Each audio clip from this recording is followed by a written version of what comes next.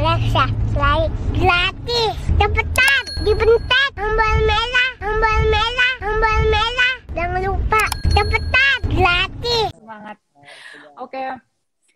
Kalau misalnya nanya tentang tips kesehatan nih Mas Raffi, kalau di chatroom ini memang ini pertanyaan wajib untuk semua narsum untuk menjawab. Bagaimana tips kesehatan Mas Raffi di masa pandemi?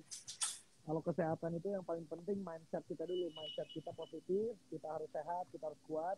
Dan habis itu yang paling utama tidurnya harus cukup, sama asupan gizinya juga bergizi. Gitu. Jadi itu sih yang paling utama. Sama jangan lupa sempetin olahraga lah. Olahraga ya Mas Raffi. Oke, nah kalau misalnya kita ngomong tentang olahraga nih, Mas Raffi kan saat ini juga sebagai chairman-nya Rans Cilegon FC ya, tentunya butuh perjuangan untuk membangun tim sepak bola. Nah ini sangat hangat sekali dibahas oleh netizen, karena banyak sekali pihak yang bertanggapan ngapain gitu ya beli klub bola. Kan bola Indonesia banyak ribetnya, sengkarutnya. Kenapa Anda mau menjadi pemilik klub bola, Mas Raffi? Ya yang paling pertama memang aku sendiri, suara aku kecil ya, kedengeran nggak sih? Kedengeran. Katanya suaranya aku baca di komen kecil gitu. Cuma udah jelas loh, udah jelas ya, tapi Mbak Magi dengar kan? Jelas. Oke. Jadi yang paling utama kenapa aku ngambil klub bola, karena memang aku senang banget sama olahraga. Aku senang banget sama olahraga, dan dulu tuh pengen banget jadi kiper, emang pengen banget jadi pemain bola. Tapi aku lihat memang Indonesia sendiri negara sepak bolanya adalah negara sepak bola yang berkembang. Jadi juga dengan hadirnya Rans, mungkin saya juga ajak Atta Halilintar, ada Mas Gilang yang muda-muda. Mudah-mudahan kita bisa memberikan kontribusi semangat baru, semangat muda untuk sepak bola kita gitu. Nah kabarnya ini Mas Raffi juga pengen sport dan juga entertainment bisa digabungkan seperti di luar negeri ya, seperti itu. Nah bagaimana sih Mas mekanismenya untuk membangun bisa entertainment dan juga sportainment ini digabung menjadi satu? Oke.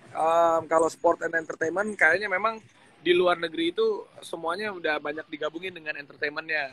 Jadi Rans sendiri dengan kita punya digital, mudah-mudahan aktivasi-aktivasi sports dan entertainment-nya bisa kita kaji di konvensional dan juga di digitalnya. Ya kayak misalnya contoh, kita juga bisa menggait sponsor, ataupun kita bisa menggait supporting dengan aset digitalnya Rans. Tapi ya tetap kembali lagi kalau memang core-nya olahraga, ya tim kitanya memang fundamental SDM-nya, atlet-atletnya, dan juga infrastruktur untuk skill-nya pemain ke depan itu juga harus diperhatikan gitu. Oke. Mas Raffi, kalau kita mau tanya nih ya, selama pandemi ekspansi bisnis apa saja yang Mas Raffi lagi kembangkan dan strategi Mas Raffi membangun bisnis-bisnis tersebut seperti apa Mas Raffi?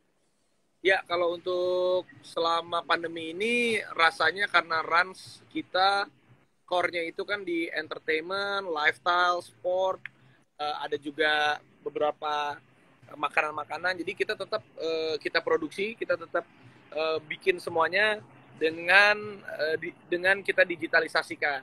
Jadi beberapa memang core-nya Rans ini kita lebih untuk marketingnya di digital dulu, setelah itu sambil menunggu mudah-mudahan di tahun depan kita punya harapan COVID-19 turun, setelah itu kita implementasikan ke konvensionalnya gitu.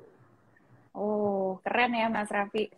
Kalau kita bilang transisi dari entertainer menjadi pengusaha ya Mas Raffi, mana sebenarnya yang lebih susah, menjadi entertainer atau menjadi entrepreneur? Apa sebenarnya tantangan terbesar shifting role dari entertainer menjadi pengusaha, Mas Raffi? Sebenarnya sih dibilang susah, dibilang gampang, bukannya gampang, tapi semuanya butuh penyesuaian. Dulu juga sama, waktu sebelum aku menjadi entertain, dari aku, ya contoh deh dari kita menjadi, misalnya di entertain ya, misalnya aku dari seorang aktor tadinya, setelah jadi aktor aku jadi seorang host, itu juga ada penyesuaian juga. Dari entertainer ke entrepreneur pun ada penyesuaian juga. Yang tadinya entertainer itu kayak aku ya datang syuting, ya udah pulang dapat uang gitu misal. Tapi kan kalau kita entrepreneur saat kita mulai bisnis, kita rubah mindset kita rubah. Oh jadi kita harus ada perjuangannya dulu, uangnya nanti yang didapatkan ada ruginya dulu, ada risknya juga. Nah jadi semuanya itu memang harus ada penyesuaian. Jadi entertainer ke entrepreneur tuh beda sebenarnya. Tapi kalau kita bisa kolaborasikan basic atau bekal yang kita punya di entertain saat kita menjadi entrepreneur itu juga bisa membantu kita. Tapi semuanya butuh penyesuaian dan adaptasi dan pembelajaran. Kalau jadi pengusaha, perjuangannya apa aja nih Mas Raffi? Kalau jadi jadi pengusaha itu kita harus lebih sabar. Kita harus lebih sabar dalam arti kata uang yang kita dapetin itu mungkin yang namanya pengusaha itu pasti akan ada resiko, akan ada apalagi ya kita juga butuh modal lagi untuk ekspansi lagi. Tapi kan kalau kita menjadi seorang artis gitu ibaratnya ya kita datang honor yang disepakati sekian ya udah kita bisa bawa pulang honornya gitu ibaratnya. Jadi tapi semuanya seninya berbeda, perjuangannya berbeda, kenikmatannya pun berbeda. Tapi semuanya mumpung kita masih muda ya kita jalanin. Ya ini banyak sekali informasi terkait Rans Entertainment juga mau IPO nih Mas Raffi. Apakah benar Rans Entertainment berencana mencatatkan saham di Bursa Efek Indonesia ke depannya? Soalnya banyak yang tanya nih Mas Raffi seputar informasi ini, karena jika Mas Raffi IPO, ini bisa dibilang kan pertama kali emiten yang bermula dari seorang entertainer menjadi korporasi yang bisa terlisting secara publik. Sebenarnya harapan kita sih untuk nanti ke depannya, karena Rans ini core-nya family, core-nya keluarga, kita pun ingin suatu saat nanti perusahaan kita bisa dimiliki oleh keluarga di Indonesia. Tapi fundamentalnya kita sadar harus kita kuatkan dulu dan masih banyak yang harus kita fokuskan dulu di sekarang. Sekarang ini kan memang core-nya Rans ini dari entertainer to entrepreneur, dari personal branding to corporate branding. Jadi banyak yang harus kita rapi-rapikan dulu. Harapannya pingin ke sana, tapi yang sekarang kita harus fokuskan dulu. Kita masih fokuskan dulu untuk internal kita juga, kita harus kepakan sayap dulu, kita harus kuatkan fundamental dulu. Jadi yang kita informasikan sekarang ke halayak itu bahwa Rans itu bukan Raffi Ahmad Nagita Slavina lagi, tapi Rans ini kita sudah transformasikan menjadi satu korporasi yang isinya Rans itu ada entertain, ada lifestyle, ada sport, ada e-sport, ada juga ya nanti banyak-banyak lagi yang akan kita announce seiring berjalannya waktu gitu. Dan kita juga berkolaborasi dengan partner-partner yang profesional dalam bidangnya. Oh, ini ada bocoran yang lumayan dahsyat juga ya. Tadi katanya Rans Entertainment bukan milik Mas Raffi dan juga Mbak Nagita lagi. Jadi ini kita melihat ada anak bungsu Presiden Joko Widodo, Mas Kaisang juga terdaftar sebagai komisaris Rans Entertainment, Mas Raffi. Nah, banyak yang tanya, Mas Raffi kan kenal banyak orang, kenapa pilih Mas Kaisang gitu loh? Menjadi komisaris. Kenapa bukan saya gitu? Kenapa Mas Kaisang? Boleh Bu Magi, Bu. Jadi gini, intinya itu di zaman sekarang adalah zaman kolaborasi. Yang memang kita harus bisa merapatkan kolaborasi generasi to generasi. Jadi, di saya ada co-foundernya Pak Doni Oskaria. Pak Doni Oskaria beliau sukses di usia generasi 40 tahun, 50 tahun. Ada juga Pak Sutanto Hartanto yang sekarang juga beliau pegang salah satu posisi teratas di grup MTech juga yang bisa rapikan manajemen bantu Rans juga. Jadi ada Pak Doni, ada Pak Sutanto, dan setelah itu saya sama Nagita mungkin di generasi umur 30 tahunan. Nah, saya melihat sosoknya Mas Kaisang ini di usianya beliau yang masih 27 tahun, di luar beliau adalah seorang anak presiden ya. Tapi beliau adalah, Mas Kaisang itu adalah anak muda yang memang bergelut juga di dunia industri kreatif. Dengan usianya yang masih muda, beliau juga menjadi influencer juga oke. Jadi saya mencari partner kolaborasi yang memang bisa lompat generasi to generasi. Jadi di Rans ada yang usia 50 ada, yang usia 40 nanti kita announce, tapi belum sekarang waktunya. Di usia 50 ada, 40 ada, 30 ada, 20 ada. Jadi kita kolaborasikan semuanya supaya kita bisa mendapatkan all market yang berbeda dan bagus. Dan dapat ilmu juga. Iya, tapi apakah memang ada unsur karena anak presiden gitu, Mas Kaisang juga menanamkan investasi di Rans Entertainment kah? Bagaimana ini, kenapa Mas Kaisang bisa jadi komisaris Rans Entertainment? Jadi gini, saya semenjak saya bantu Pak Jokowi, saya tuh justru nggak kenal dekat sama Mas Kaisang, tapi setelah kita terjun bareng-bareng di dunia sepak bola, beliau kan Mas Kaisang menjadi chairman dan presidennya Persis Solo yang ada di Liga 2. Rans pun sekarang ada di Liga 2. Jadi kita sering ketemu dan kemarin sempat ngobrol sama Mas Kaisang, wah kita juga mendapatkan input banyak. Mas Kaisang juga karena apa ya? Karena dunianya kita sama industri kreatif. Di saat kita Mas boleh minta tolong nggak? Saya pengen belajar juga dari Mas Kesang, apalagi Mas Kesang ini kan untuk di food and beverage-nya udah jagoan banget. Jadi akhirnya Mas Kesang pun ngelihat visinya Rans, kita juga presentasikan ke Mas Kesang, masuk, cocok. Jadi lebih ke itu sih, lebih ke visi kita sama-sama ingin untuk kedepannya untuk sebuah korporasi muda yang bisa kita kembangkan. Jadi visinya kita sama, itu di situ sih. Oke. Jadi ini banyak sekali ya anak-anak muda yang akan bergabung di Rans Entertainment dan juga komisaris-komisarisnya semua keren-keren. Apalagi Mas Raffi Ahmad sebagai chairman, founder Rans, kemudian istri Mas Raffi, Nagita Slavina juga sebagai founder dan juga CEO Rans. Lalu tadi Mas Kaisang juga menyebut ada Pak Sutanto Hartono ya sebagai executive chairman Rans juga ya, Mas Raffi? Ya, Sutanto, ya. Oke. Nah, kalau misalnya kita lihat beberapa nama ini yang sudah dipublikasikan, siapa saja yang punya saham di Rans Entertainment saat ini, Mas Raffi? Ya, kalau itu kita belum waktunya kita publish sekarang. Tapi bocoran Mas Raffi, mungkin banyak investor yang mau masuk nih, jadi pengen tahu kan nanti partnernya siapa. Di CNN Indonesia banyak yang tanya loh, gimana nih mau masuk ke Rans Entertainment gitu. Boleh banget. Jadi kita ini memang kalau Rans Entertainment yang perlu aku garis bawahi, kita ini tidak eksklusif dengan mitra manapun, kita terbuka untuk berkolaborasi sama siapapun. Kalau CNN mau ikut juga, wah kita senang banget. Dan juga kemarin sih yang udah kita announce salah satu SCM. SCM itu adalah salah satu ya media senior lah yang sudah bergabung sama kita.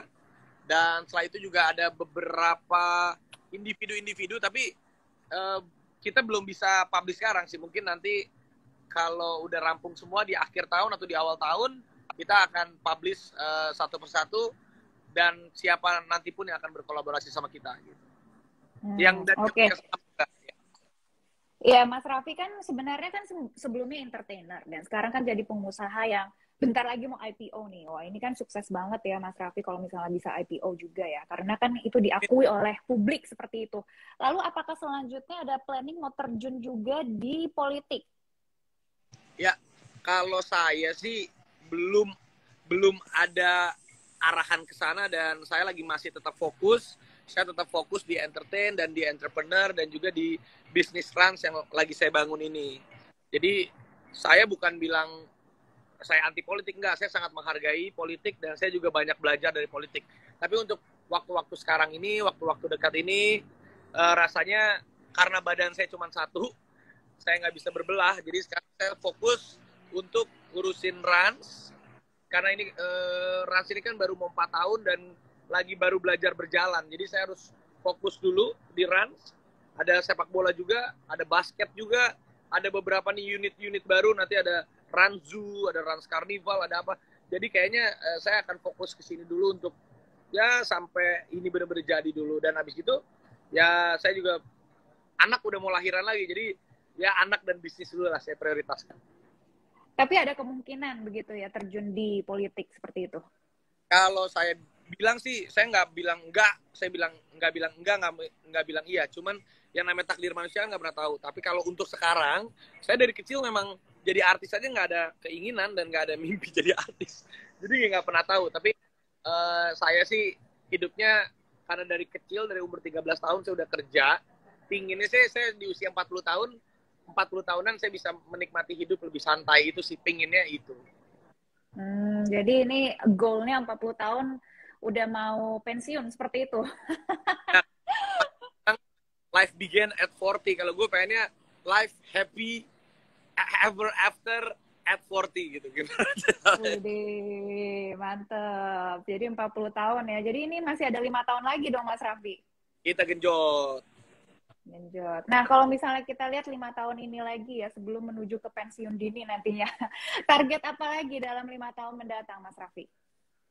Target 5 tahun mendatang sih yang pasti target saya untuk perusahaan dulu karena sekarang udah berkolaborasi dengan beberapa perusahaan-perusahaan senior yang memang besar. Jadi tanggung jawab saya juga akan lebih banyak di perusahaan, di Rans. Saya sama Nagita juga udah komit. Kita akan membesarkan korporasi ini. Jadi Rans bukan Raffi Ahmad Nagita Slavina lagi. Jadi Rans itu berupa korporasi yang ada lifestyle-nya, ada food and beverage-nya, ada yang lain-lain yang memang harus kita terus genjot supaya bisa menjadi nyata dan bermanfaat juga buat banyak orang. Dan kita sebagai generasi bangsa juga, mungkin generasi aku, kita bisa menjadikan Rans ini salah satu pioneer di generasi yang sekarang gitu. Karena kan generasi itu generasi kita harus bangkitkan industrinya. Iya, ini kita juga mengumpulkan banyak sekali pertanyaan dari netizen ya, Mas Raffi. Kami juga ingin kasih kesempatan untuk teman-teman yang ingin bertanya langsung kepada Mas Raffi. Nah, saya bacakan beberapa pertanyaan yang paling banyak ditanya karena banyak banget pertanyaannya, jadi aku kumpulin gitu ya. Nah, ada pertanyaan pertama, Bos Raffi, jumlah kekayaannya berapa? Jumlah kekayaan Sultan Raffi berapa? Nih, banyak yang ditanya nih. Aku nggak tahu, sumpah aku tuh paling nggak berapa. Dari dulu paling nggak tahu kan. Aku kerja, uangnya ada yang ngurusin. Jadi kalau itu harus tanya Nagita, tapi Nagita juga rasanya nggak tahu ya. Cuma nanti. Jadi kita pernah ngitungin uang. Jadi kita kerja ya udah, kita kerja. Kita juga harus tahu gitu gimana uang yang kita dapetin kita investasikan lagi, atau uang yang kita dapetin kita puterin lagi di bisnis. Karena bukan targetnya aku sekarang untuk ngumpulin uangnya sekarang, tapi nantilah umur 40-an baru kita kolek-kolekin, baru kita bisa nikmatin hidup. Jadi ini adalah salah satu pengorbanan kita sekarang. Uang yang kita dapetin ya kita coba investasikan lain-lain lagi untuk nanti hasilnya ya di 5 tahun mendatang gitu. Nah, ini pesan penting ya dari Mas Raffi, teman-teman. Jadi kalau misalnya udah punya uang banyak seperti Mas Raffi pun masih harus dikembalikan, diinvestasikan untuk masa depan kita ya. Seperti itu, Mas Raffi. Oke, ini pertanyaan kedua dari netizen. Seberapa besar peran Mbak Nagita dalam kesuksesan Mas Raffi dan perusahaan saat ini? Ya, pasti juga peran Nagita Slavina sangat besar juga. Nagita Slavina sebagai founder, sebagai chairman, dan sebagai direktur utama. Jadi perannya Nagita juga sangat penting untuk merapikan dan menyatakan, membuat menjadi nyata visi yang aku bikin. Jadi kalau di Rans itu visinya aku bikin ini ke depannya begini. Nanti sama Gigi, sama teman-teman yang lain dirapikan, polanya dibenerin supaya nyata dan nggak lost gitu. Jadi targetnya ini Mas Raffi yang tentukan, nanti yang jalankannya ini lebih ke Mbak Nagita, seperti itu ya operasionalnya? Ya, operasional kita ada beberapa profesionalnya, tapi Nagita yang menjaga lah, supaya uangnya nggak jebol gitu. Karena kalau di keuangan, saya. Pernah jebol nggak Mas Raffi? Ya pastilah, yang namanya bisnis pernah kita lose. Dari 10 bisnis, mungkin 2 yang jalan, 8 yang 5 yang balik modal, atau 3 yang lose. Itu wajar. Jadi dari semuanya kita bisa belajar. Yang paling nggak berhasil apa nih investasinya yang paling jebol gitu? Enggak, ini kalau kita bicara contoh, misalnya aku mulai bisnis itu dari umur 17 tahun. Dari 17 tahun aku udah belajar bisnis sampai umur sekarang. Jadi kurang lebih ya ada hampir 15 tahun. Nah itu dari kurun waktu itu. Pernah aku juga dulu bikin klub di Bali, pernah punya restoran di Bali, tapi belajar juga setahun 2 tahun, boncos, ada juga bikin usaha di Bandung. Tapi kan itu semuanya proses. Jadi bisnis apapun intinya dari kegagalan itu ya kita harus terima dan kita harus belajar. Kadang kalau kita nggak dikasih gagal, bahaya juga. Jadi memang lebih baik di awal-awal kita dikasih gagal, tapi gagal yang predictable, supaya kedepannya kita bisa lebih aware lagi. Iya, gagal tapi harus bangkit lagi ya, itu yang paling penting. Jadi bisa lebih kuat lagi sewaktu kita bangkit. Nah, Mas Raffi, ini juga banyak yang tanya nih, pencapaian terbesar dalam hidup Anda? Pencapaian terbesar dalam hidup saya belum ada sih. Rasa-rasanya saya juga belum tahu pencapaian terbesarnya itu apa. Karena yang saya lakukan proses, semuanya masih butuh pematangan, masih, ya usia saya pun belum dibilang terlalu matang pun belum. Jadi usia pencapaian apa yang paling matang, saya nggak tahu, tapi yang pasti semua pencapaian yang sudah saya capai, itu saya syukuri, itu aja sih. Kok humble banget sih Mas Raffi hari ini? Kayak udah jadi pejabat publik aja nih. Gile, ampun bos. Oke. Nah, pertanyaannya masih ada nih Mas Raffi. Definisi pengusaha sukses menurut Mas Raffi seperti apa? pengusaha yang sukses itu pengusaha yang hasil usahanya itu yang pasti bisa berguna dan bermanfaat untuk banyak orang dan juga bisa membawa berkah. Ya itu menurut aku ya. Tapi kan beda-beda orang. Ya ada juga yang usahanya sukses tapi kalaupun nggak menjadi berkah, nggak menjadi berkat, menjadi bumerang buat apa gitu loh. Jadi pengusaha yang sukses itu yaitu pengusaha yang hasilnya bisa dinikmati menjadi berkah dan berkat. Ya, Mas Raffi ini sibuk banget. Ini juga ada netizen tadi baru tanya. Mas Raffi sibuk banget. Tidurnya sehari berapa jam, Mas Raffi? Aku kalau sehari itu tidur rata-rata 4 jam. Biasanya aku tidur jam 1 atau jam 2 subuh. Bangun jam 6, setengah 6 itu udah bangun. Jadi ya segitu aja. Ya, udah mulai meeting dari jam 7 pagi. Jam 7 pagi udah 2 meeting. Lanjut ke CNN. Abis ini aku lagi meeting lagi nih. Lanjut lagi di sini. Jadi ya begitulah, kurang lebih ada syuting juga, ada ya kita pinter-pinter bagi waktu karena buat aku tuh yang namanya waktu tuh kalau orang bilang wah nggak ada waktu nih, nah itu salah berarti. Waktu itu justru kita yang adain untuk prioritas yang kita siapkan. Oke, ini terkait dengan keluarga juga nih Mas Raffi. Bagaimana Mas Raffi mendidik anak? Oke, mendidik anak kita harus bisa belajar dengan sesuai lingkungan dan generasinya sekarang. Nggak mungkin aku belajar waktu SMA dengan sama yang ayah aku ajarkan. Atau Rafathar sekarang dengan generasi dia sekarang sama dengan pola waktu aku saat di usianya dia. Jadi kita mengajarkan anak itu harus mengikuti perkembangan zaman dan modernisasi. Itu paling penting. Jadi kayak sekarang, anak-anak kemarin pandemi, Zoom. Ya udah, kita harus ajarkan dia untuk terbiasa dan tidak mengeluh. Jadi paling penting itu pendidikan nomor 1. Tapi pendidikan kehidupan itu lebih penting juga. Jadi kita harus bisa mematch and mixkan itu sama anak kita. Pendidikan akademis dan pendidikan kehidupan. Mas Raffi udah didik anak Anda menjadi pengusaha, lebih ke pengusaha atau lebih ke entertainer nih Mas Raffi? Atau ikutin aja dia mau jadi apa terserah gitu? Karena Rafathar usianya masih 6 tahun, jadi biarin aja dia tumbuh kembang menjadi apa yang dia mau sambil kita arahkan sebagai orang tua. Kalau saya pribadi, anak mau jadi apa aja, nggak apa-apa. Yang penting niatnya dia bisa menjadi anak yang bermanfaat dan hatinya kita harus kuatkan dia menjadi hati yang baik. Oke, pertanyaan terakhir dari netizen, goal dan juga impian yang masih belum tercapai, Mas Raffi? Banyak ya, kalau yang mau belum tercapai banyak banget. Karena hidup itu banyak yang bisa kita lakukan. Jadi kalau ditanya apa yang belum kita capai, banyak banget. Karena hidup itu banyak yang bisa kita lakukan. Tapi seberapa banyak yang bisa kita sisir untuk bisa kita lakukan. Jadi banyak, ya udah kita lakukan aja sebanyak-banyaknya, tapi kita mampu dan kita hitung bisa berhasil. Masih banyak ya Mas Raffi, bukannya pencapaiannya sudah banyak banget dan juga berlimpah banget gitu. Apa aja Mas Raffi, boleh gak sebutin 2 atau 3 yang masih belum tercapai gitu? Yang belum tercapai, apa ya? Bingung. Anak 10 gitu. Bingung kalau ditanya apa yang belum tercapai. Karena intinya aku sih alhamdulillah sudah mensyukuri semuanya. Tapi kan yang namanya manusia, wah tiba-tiba besok, ada yang sekarang hari ini aku belum kepikiran, besok tiba-tiba kepikiran. Lusa tiba-tiba kepikiran, minggu depan tiba-tiba kepikiran. Ya nggak apa-apa, jadi selagi kita masih hidup, selagi kita masih bisa berguna, ya terus asah semuanya. Ini Mas Raffi hebat banget ya kalau jawab pertanyaan. Susah ya dapet, satu pertanyaan yang, yang bisa dijadiin berita nantinya. Hebat Mas Raffi, memang udah host yang paling terkenal di Indonesia nih. Oke, Mas Raffi, terakhir pesan dan juga semangat untuk teman-teman penonton chatroom. Buat penonton chatroom, jangan pernah menyerah, karena hidup itu paling utama gimana kegigihan kita untuk niat kita.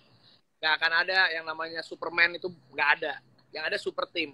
Super team itu bisa kita dapatkan dari teman-teman yang baik, yang seirama, keluarga. Itu menjadi super tim kita untuk mensupport kita dalam keadaan apapun. Jadi kita mencoba berjalan itu beriringan. Di bisnis kita sukses, kalau di kehidupan keluarga nggak sukses, disayangkan juga. Di kehidupan keluarga sukses, kalau di bisnisnya kurang sukses, kita berupaya lagi. Jadi apapun itu, hidup itu penuh keseimbangan. Jadi yang paling terpenting, kita harus bisa menyesuaikan dan beradaptasi untuk perkembangan hari-hari dan perkembangan zaman untuk ke depan. Oke, terima kasih Mas Raffi. Sehat selalu dan juga sukses selalu ya. Titip salam untuk Mbak Siap. Nagita. Semoga Mbak Nagita juga bisa hadir di chatroom ya, Mas Raffi. Terima kasih. Ya, CNN juga chatroom, thank you. Oke, thank you. Dibantu ya Mas Raffi nanti schedule-nya.